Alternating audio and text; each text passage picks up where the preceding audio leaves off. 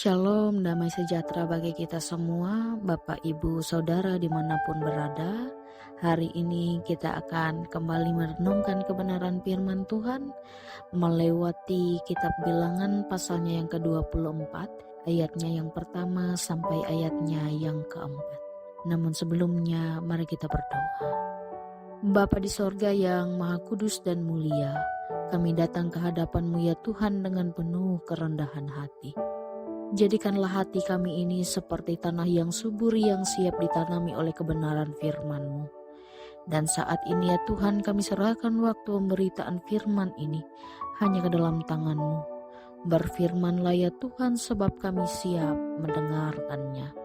Di dalam nama Tuhan Yesus Kristus Sang Firman yang hidup, kami berdoa. Amin.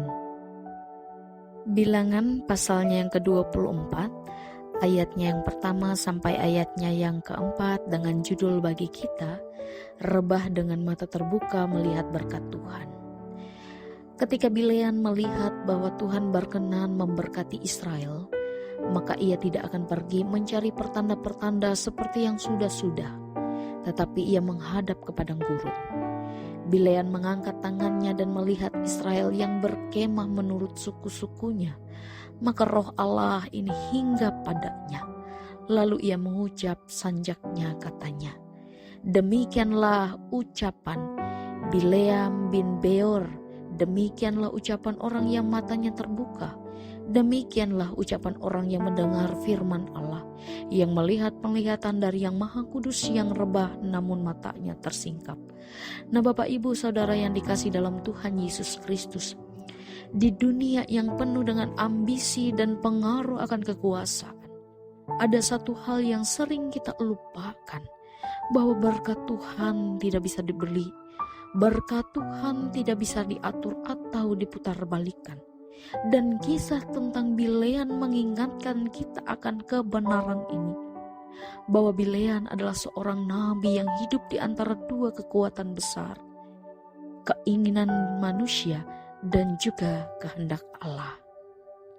Ia diundang oleh Balak Raja Moab untuk mengutuk Israel, tetapi justru yang keluar dari mulutnya adalah berkat, karena roh Tuhan berkuasa atas mulutnya.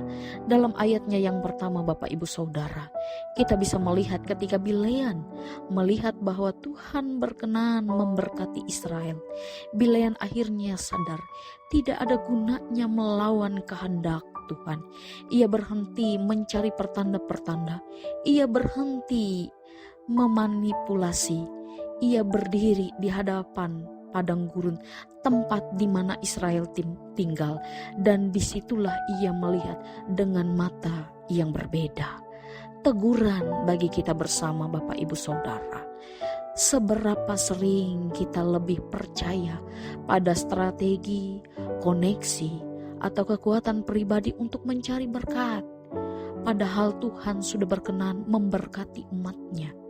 Berkat Tuhan itu bukan hasil dari manipulasi, tapi buah dari ketaatan dan perkenanannya. Melihat dalam ayatnya yang ketiga sampai ayatnya yang keempat, demikianlah ucapan orang yang matanya terbuka dikatakan. Bileam mengatakan, aku melihat, aku mendengar, aku menerima penglihatan.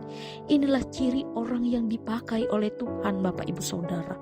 Melihat bukan hanya dengan mata jasmani, mendengar bukan hanya dengan suara dunia, menerima penglihatan dari Allah bukan mimpi dari ambisi pribadi.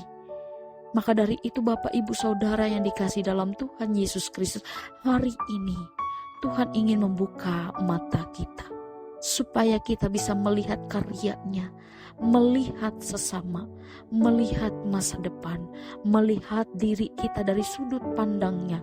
Orang yang matanya terbuka adalah orang yang sanggup melihat berkat Tuhan meskipun masih berada di padang gurun.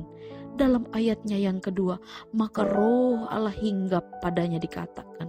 Sebelumnya Bapak Ibu Saudara, Bileam mencoba melawan kehendak Tuhan, tetapi di saat ia tunduk, roh Tuhan turun atas dirinya. Roh Tuhan, Roh Kudus tidak bisa dipaksa hadir di tengah-tengah pemberontakan. Ia hadir saat hati kita siap. Ia hadir saat kita tunduk dan mau untuk dibentuk. Roh Tuhan adalah meterai berkat jasmani, berkat sejati. Tanpa Roh Kudusnya, semua harta, semua kesuksesan dan status kita tidak akan pernah berarti.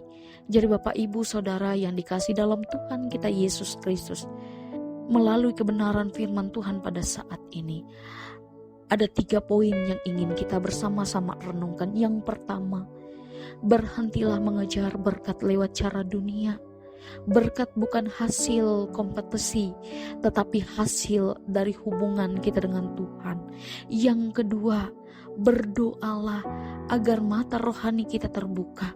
Jangan hanya melihat masalah, lihatlah janji Tuhan di balik semuanya.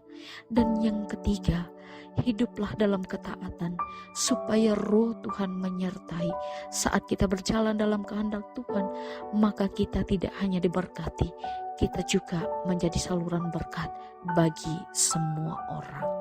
Bapak Ibu Saudara yang diberkati oleh Tuhan, Bileam akhirnya menyadari bahwa melawan Tuhan adalah sebuah kesia-siaan.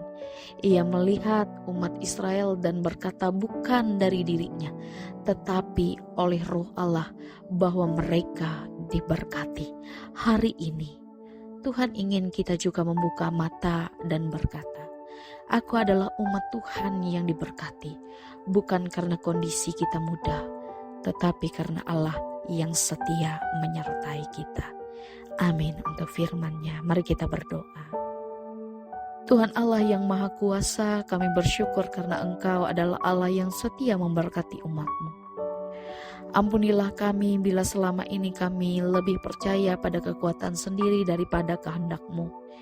Buka mata rohani kami ya Tuhan, agar kami dapat melihat bahwa berkat-Mu hadir bahkan di padang gurun kehidupan kami.